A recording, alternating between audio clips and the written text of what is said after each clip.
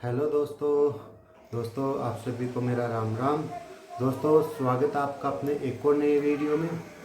दोस्तों आज का वीडियो मैं अपने जो सब्सक्राइबर्स हैं, जो ऑडियंस है, उनकी डिमांड पर ये वीडियो बना रहा हूँ। जी हाँ दोस्तों, मेरे पास कुछ सब्सक्राइबर्स के कमेंट्स आ रहे थे कि सर जो सीसीटीसी लेवल 3 में जो टीटी की पोस्ट होती है, जो गाड़ी में चलता है, उनके रोस्टर पर एक वीडियो बनाइए कि उनको जो रेस्ट होता है वो कब मिलता है, संडे को रेस्ट होता है या अदर किसी डे में होता है, या फिर उनको एलएपी कैसे दी जाती है, सीएल किस प्रकार से मिलती है, उनकी छुट्टियों का मैनेजमेंट किस प्रकार से किया जाता है, उससे रिलेटेड एक वीडियो बनाने के लिए उन्होंने बोला था। तो मैं उन्हीं की फरमाइश पर ये वीडियो बना रहा हूँ। तो आज के वीडियो में हम जो सीसीटीसी में टीटी की पोस्ट पर जितने भी कार्यरत कर्मचारी है उनके रोस्टर के बारे में चर्चा करेंगे कि उनको किस प्रकार से रेस्ट दिया जाता है, सीएल एलएपी वगैरह किस प्रकार से दिया जाता है। तो वो सारी चीज़ें समझाने के लिए मैं आपको कैलेंडर के माध्यम से समझा पाऊंगा ताकि वो आपको अच्छे से समझ में आए। तो चलिए हम चलते हैं सीधा कैलेंडर पर और उसके माध्यम से मैं बताता हूँ कि उनको किस प्रकार से उनका रोस्टर मैनेजमेंट किया जाता है, छुट्टियों का मैनेजमेंट किया जाता है। तो चलिए चलते हैं कैलेंडर पर। तो चलिए दोस्तों चलते हैं हमारे ड्यूटी रोस्टर पर। तो दोस्तों ये हमारे सामने खुल के आ चुका है हमारा ड्यूटी रोस्टर। तो दोस्तों वीडियो स्टार्ट करने से पहले हम जो हमारा आज का वीडियो है उसके कुछ मेन टॉपिक्स है, हेडिंग, उस पर चर्चा कर लेते हैं कि आज की वीडियो में हमारे कौन कौन से टॉपिक रहने वाले हैं जिस पर हम चर्चा करेंगे। तो उसमें जो सबसे पहला हमारा टॉपिक होगा जो छुट्टियों का होगा कि किस प्रकार की छुट्टियाँ मिलती हैं। उसमें सबसे पहले हमारी छुट्टी होगी एलएपी। एलएपी का फुल फॉर्म होता है लीव ऑन हाल्फ एवरेज पे। ये हमारी पहले प्रकार की छुट्टी होगी जो जितने भी रेलवे एम्प्लॉई है, जितने भी रेलवे कर्मचारी हैं, उन सभी को दी जाती है। ये कैसे दी जाती है, कितनी साल में कितनी छुट्टियां होती है, ये कैसे ली जाती है, वो हम आगे इस पे डिटेल से चर्चा करेंगे। अभी ये हमारे टॉपिक है, हेडिंग है। दूसरा हमारा है एलएचएपी जिस पर हम आगे वीडियो में चर्चा करने वाले हैं। दूसरा हमारा कौन सा है, एलएचएपी। एलएचएपी का फुल फॉर्म होता है लीव ऑन हाल्फ एवरेज पे। यह बीमारी के लिए दी जाती है। तो इस पर भी हम आगे डिटेल से चर्चा करेंगे कि ये कितने दिन की दी जाती है, साल में कैसे ली जाती है, कितनी ली जाती है, उस पर हम चर्चा करेंगे। तीसरी प्रकार की हमारी छुट्टी आ गई सीएल। सीएल बोले तो कैजुअल लीव। कैजुअल लीव इस पर भी हम आगे चर्चा करने वाले हैं कि सीएल कैसे ली जाती है, एक साल में कितनी मिलती है और ये कैसे होती है। फिर हमारी चौथे प्रकार की छुट्टी आती है एनएच। एनएच का तो आप सभी को पता होगा, नेशनल हॉलीडे अलाउंस। ये जितने रेलवे कर्मचारी हो, चाहे अदर डिपार्टमेंट में गवर्नमेंट एम्प्लॉय हो, जितने भी गवर्नमेंट एम्प्लॉय है उन सभी को नेशनल हॉलीडे अलाउंस दिया जाता है। तो इस पर भी हम चर्चा करेंगे कि ये रेलवे एम्प्लॉय को किस प्रकार से मिलता है और नेशनल हॉलीडे के लिए क्या अलाउंस मिलता है, वो चर्चा करेंगे। तो ये 4 छुट्टियाँ तो हो गई हमारी मोस्ट इम्पोर्टेंट। अब इन 4 छुट्टियों के अलावा जो एक सीसीटीसी का रोस्टर होता है, जो मैंने आपको बताया था कमेंट में कि कुछ लोगों का मेरे पास कमेंट आता था कि लीव छुट्टियाँ कैसे दी जाती है और ड्यूटी रोस्टर क्या होता है, उस पर वीडियो बनाओ। तो ये तो हो गई छुट्टियाँ। ये 4 प्रकार की मोस्ट इंपॉर्टेंट छुट्टियाँ होती है जो सभी रेलवे एम्प्लॉय को दी जाती है। इन पर हम डिटेल से चर्चा करेंगे। उसके बाद हमारा 5वां टॉपिक का होगा ड्यूटी रोस्टर का। तो 5वें रोस्टर में हम ड्यूटी रोस्टर पर बात करेंगे कि जो सीसीटीसी स्टाफ है उसका ड्यूटी रोस्टर कैसे होता है, उनको वीक में कैसे रेस्ट दिया जाता है, उनका रेस्ट किस प्रकार से पड़ता है, कौन से डे को पड़ता है और किस प्रकार से अपना रेस्ट ले सकते हैं, आगे पीछे होता है या नहीं, वो सारी डिटेल हम आगे वीडियो में पूरे विस्तार से करेंगे। तो ये हमारा ड्यूटी रोस्टर इसका 5वां टॉपिक हो गया। और हमारे वीडियो का जो अंतिम टॉपिक होगा वो होगा अन्य छुट्टियाँ, मतलब अदर्स छुट्टियाँ। ये इन छुट्टियों के अलावा जो ऊपर आपने देख रखी है 4 छुट्टियाँ, इन 4 छुट्टियों के अलावा भी और कई सारी छुट्टियाँ हैं जो रेलवे एम्प्लॉय को दी जाती हैं। तो हम उस पर भी चर्चा करेंगे कि ये अन्य जो छुट्टियाँ, अदर छुट्टियाँ हैं वो कौन कौन सी होती है, इन छुट्टियों को रेलवे एम्प्लॉय या रेलवे कर्मचारी कब कब ले सकता है। तो इस पर भी हम आगे चर्चा करेंगे।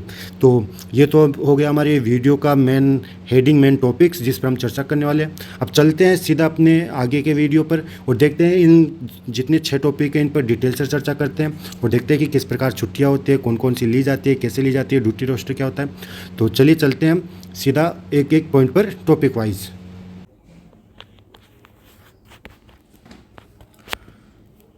तो दोस्तों ये आपके सामने खुल चुका है सीसीटीसी की छुट्टियों का पेज।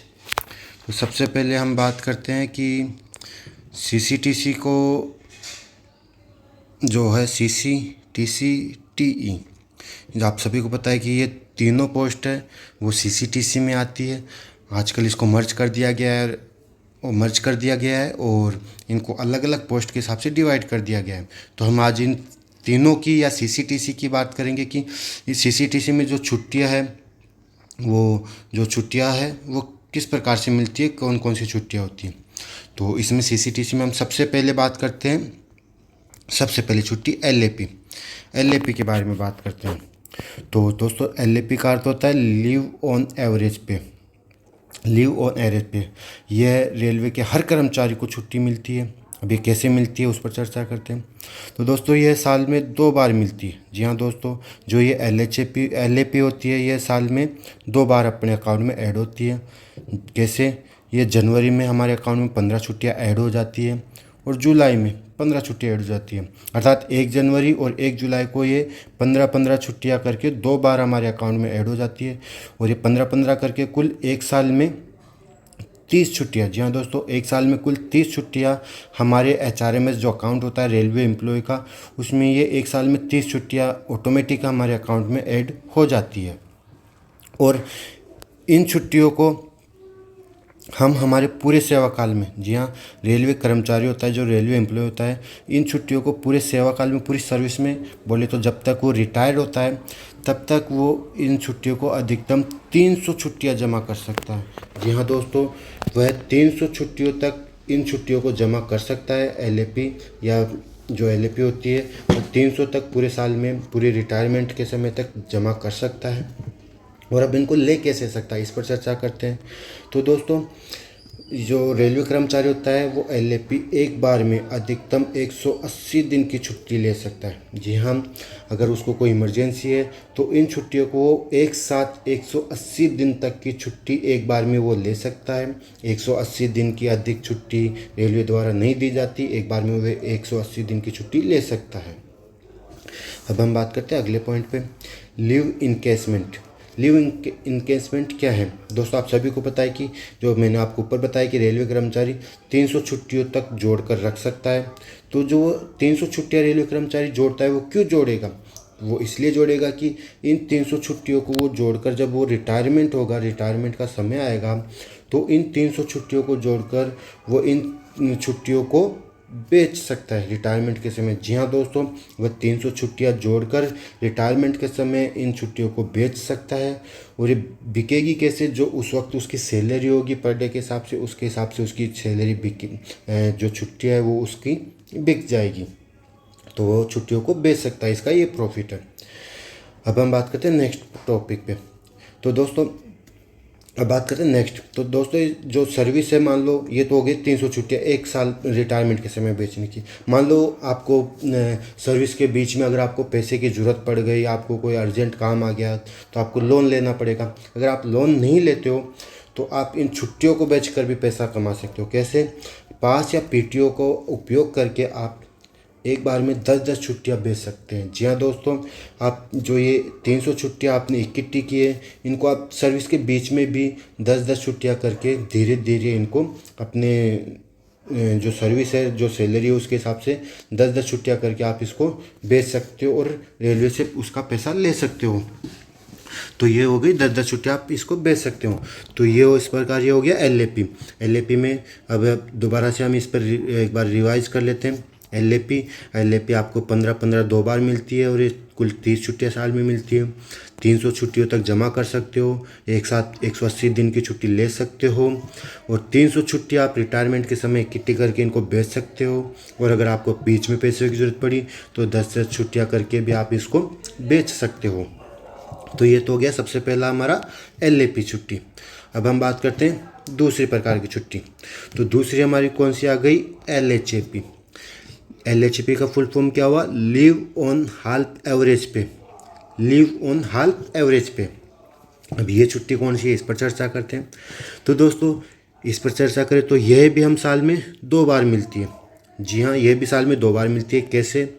वही सेम, जनवरी में 10 दिन की छुट्टी और जुलाई में 10 दिन की छुट्टी। तो ये जनवरी और जुलाई में 10-10 दिन की छुट्टी हमें साल में 2 बार मिलती है। और इस प्रकार एक साल में ये कुल 20 छुट्टियाँ, एक साल में कुल 20 छुट्टियाँ हमारे एचआरएमएस जो अकाउंट होता है उसमें ये हमारे ऐड हो जाती है। तो ये 20 छुट्टियाँ ऐड हो गई। अब इसको हम ले कब सकते हैं उस पर चर्चा करते हैं।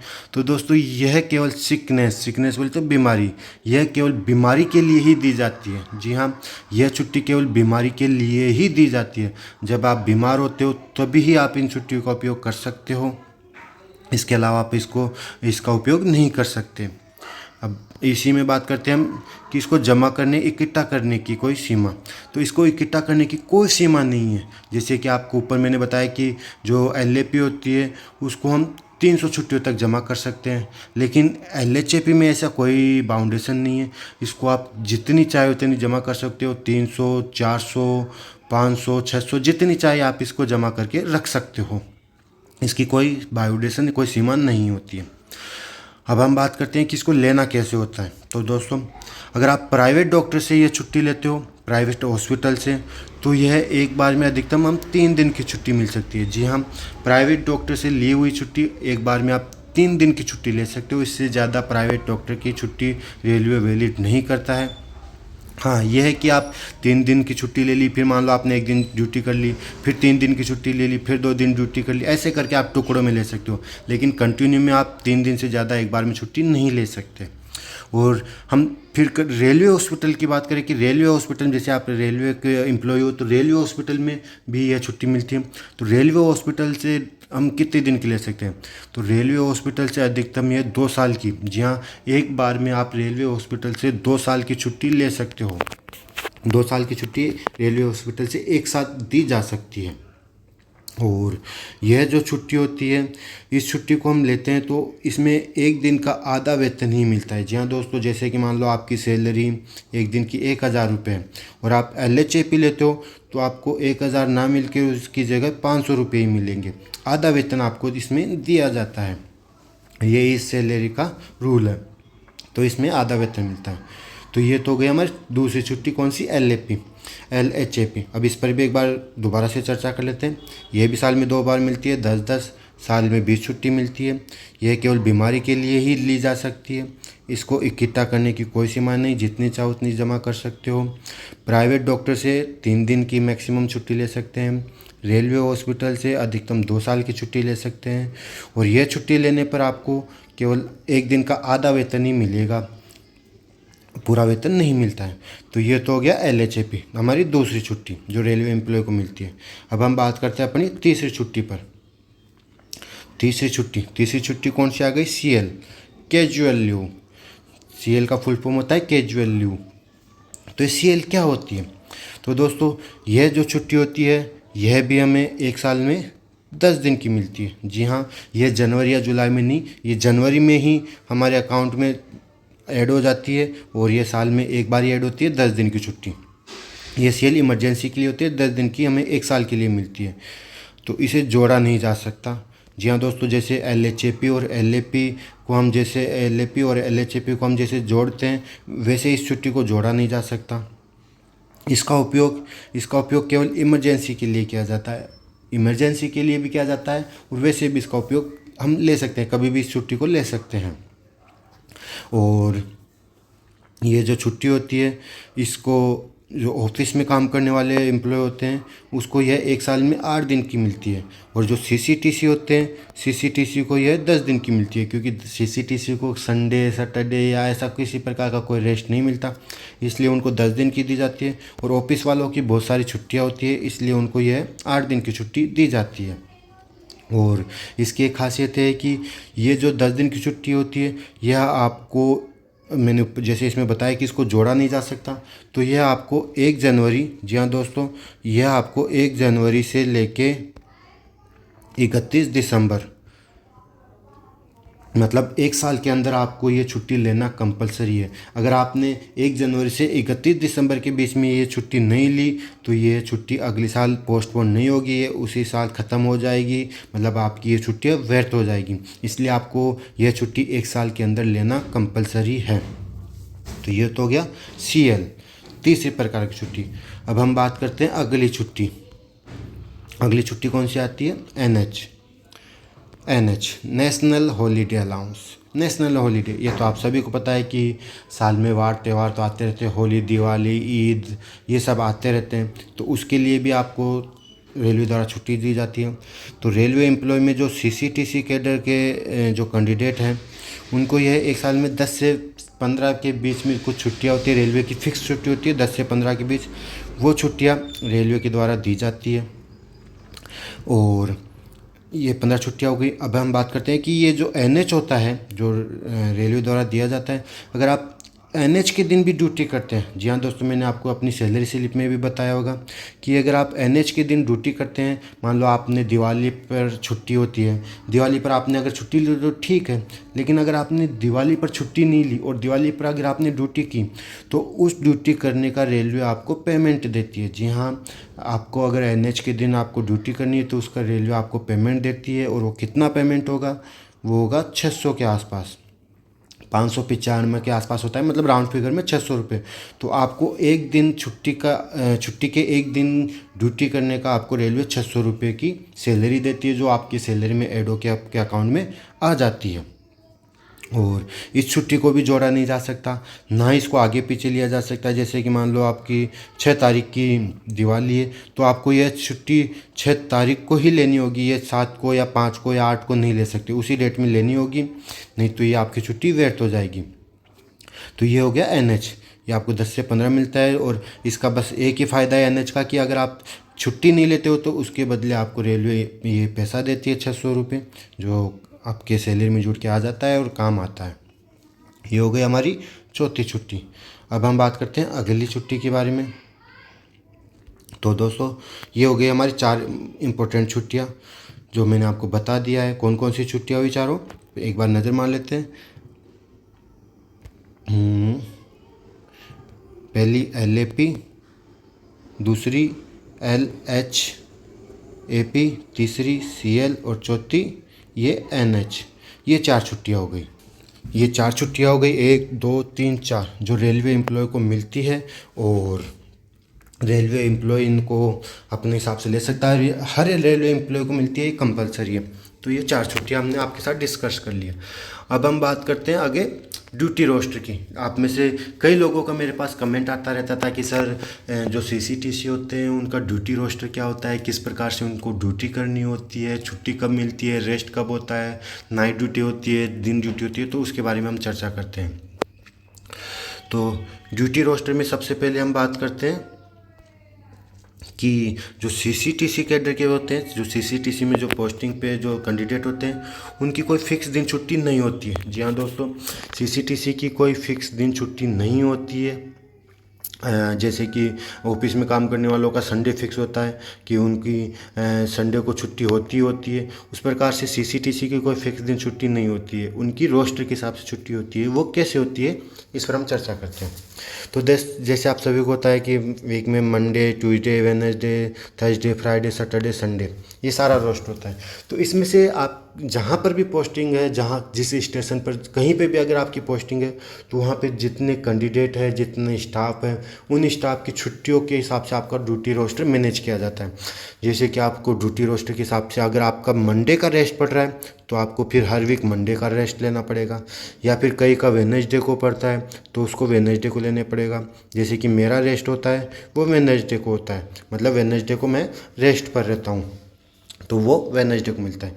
अगर आपको मान लो संडे को चाहिए तो फिर आप अपने जो इंचार्ज होते हैं, सीनियर होते हैं, उनसे आप रिक्वेस्ट कर सकते हैं कि सर मुझे संडे को काम होता है तो मुझे अपने जो रेस्ट होता है वो संडे को एडजस्ट करना है। तो आपका अगर पॉसिबल होगा स्टाफ की सुविधा के अनुसार तो आपका रेस्ट संडे को भी मैनेज कर सकता है। तो इस प्रकार से ये ड्यूटी रोस्टर होता है जो सीसीटीसी का होता है, फिक्स नहीं होता, उनको किसी भी इस वीक में एक दिन का रेस्ट दिया जाता है, और जो रोस्टर के अनुसार इसमें से एक दिन का रेस्ट उसको मिल जाएगा। और जो ड्यूटी करने पर जो ड्यूटी करते हैं, जैसे मान लो कि मेरा वेडनेसडे को रेस्ट है, तो अगर इसमें एक फ़ायदा ये है कि जैसे मेरा वेडनेसडे को रेस्ट है, अगर मैं वेडनेसडे को रेस्ट लेता हूँ तो ठीक है। अगर मैं वेडनेसडे को रेस्ट ना लेके इस दिन ड्यूटी करता हूँ, जी हाँ, अगर मैं वेडनेसडे के दिन ड्यूटी करता हूँ तो उसके बदले मुझे सीआर मिलता है। अब आप पूछोगे कि सर सीआर क्या है, तो मैं आपको बता दूँ कि वेडनेसडे के दिन मुझे मान लो ड्यूटी करनी है, और अगले वेडनेसडे या गुरुवार या फ्राइडे को मुझे घर पर काम है, घर पर जाना है, तो मैं इस वेडनेसडे को ये ड्यूटी कर लूँगा और अगली बार जब मैं घर जाऊँगा तो इसका सीआर बना लूँगा, मतलब छुट्टी इकट्ठा कर लूँगा। और ये वेडनेसडे और अगला वेडनेसडे दोनों को एक साथ मिलाकर 2 दिन का मेरा रेस्ट हो गया। 2 दिन का रेस्ट लेके मैं घर जा सकता हूँ। तो इसका ये फ़ायदा है कि ये हम ड्यूटी करके इसको इकट्ठा करके एक साथ ले सकते हैं। और ये महीने में हम 2 बार ये जो वेडनेसडे रेस्ट होता है इसको हम 2 इकट्ठा कर सकते हैं, 2 इकट्ठा करके जा सकते हैं। और इसका लेने का नियम यह है कि आपको ये जो रेस्ट लेना होता है छुट्टी वाला, इसको 1 महीने के अंदर अंदर लेना होगा। जैसे कि ये वेडनेसडे को मान लो 5 तारीख पड़ती है या 1 तारीख पड़ती है, जो भी है 5 तारीख ने आपको वेडनेसडे पड़ता है, 5 तारीख का आपने ड्यूटी कर लिया, तो इसको आपको अगले 5 तारीख, जी हाँ अगली 5 तारीख से पहले इस रेस्ट को आपको लेना ही पड़ेगा, ये कंपलसरी है। तो इस प्रकार से आप इसको इकट्ठा करके ड्यूटी रोस्टर में अपना रेस्ट आगे पीछे ले सकते हो, ये इसका फ़ायदा हो गया। तो ये तो हो गया ड्यूटी रोस्टर, सीसीटीसी का ड्यूटी रोस्टर हो गया, कोई फिक्स नहीं होता, इनमें से किसी एक दिन आपको रेस्ट मिलता है। और रेस्ट के बदले अगर आप काम करना चाहो तो उसको आगे पीछे आप महीने में एक साथ ले सकते हो, ये इसका फ़ायदा है। तो ये तो हो गया सीसीटीसी का ड्यूटी रोस्टर।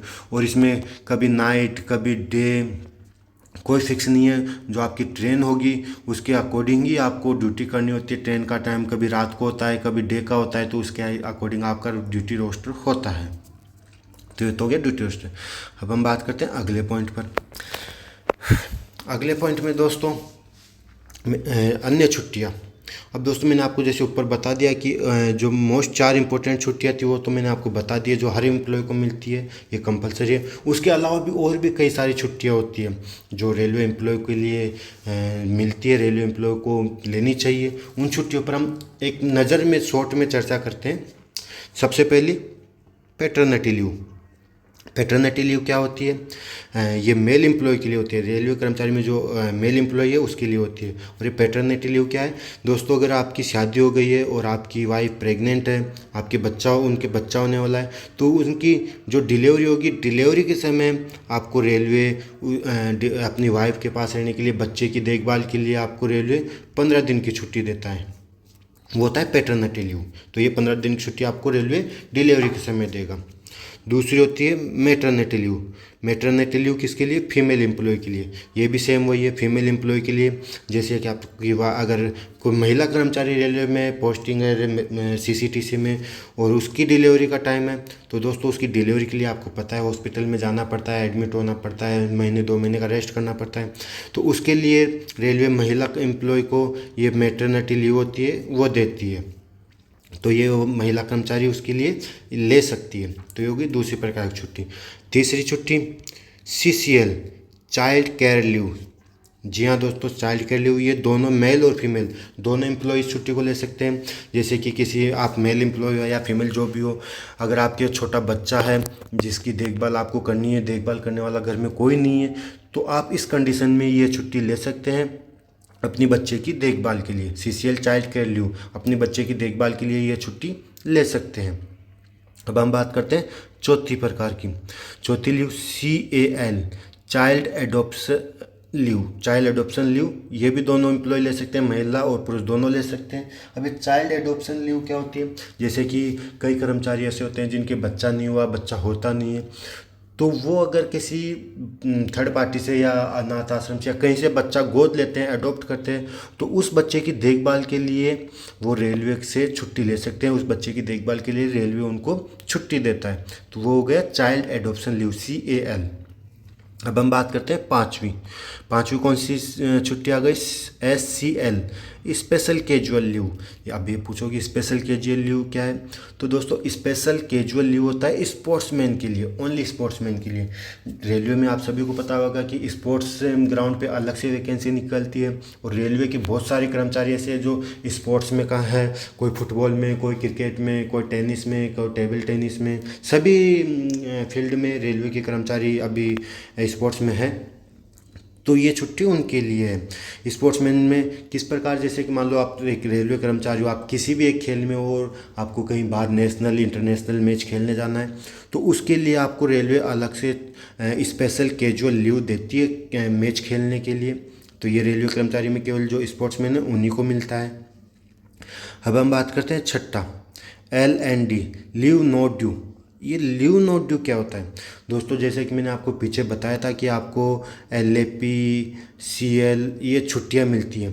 अगर आपके पास मान लो LAP छुट्टियां अपना 300 तक जोड़ सकते हैं, लेकिन अगर आपके पास ये 300 छुट्टियां नहीं हैं, आपके पास छुट्टियां ख़त्म हो गई है और अब छुट्टियां ख़त्म हो गई है, फिर भी आपको मान लो इमरजेंसी है, छुट्टी जाना है घर पर, फिर आप क्या करोगे? तो उस ऑप्शन में आपके आता है LND, लीव नॉट ड्यू। आपको जो छुट्टियां होती है ख़त्म होने के बाद आप लीव नॉट ड्यू ले सकते हो, मतलब आप एडवांस में छुट्टी ले सकते हो। जैसे आपको साल, मैंने आपको बताया था कि आपको साल में 30 छुट्टियां मिलती हैं। तो जैसे इस साल आपके पास छुट्टी नहीं है, तो आप अगर लीव नॉट ड्यू ले लेते हो तो अगली साल जो आपको 30 छुट्टी मिलेगी वो एडवांस में आपने ये छुट्टी यहाँ पर ले ली। ये छुट्टी यहाँ से आपको यहाँ पर कट जाएगी एडवांस में। तो ये छुट्टी भी आप एडवांस में ले सकते हो अगर आपके पास छुट्टियाँ ख़त्म हो गई है तो ये लीव नॉट ड्यू आप ऐसे ले सकते हो। उसके बाद सातवीं आती है SL, study leave. Study leave के लिए भी रेलवे छुट्टी देती है।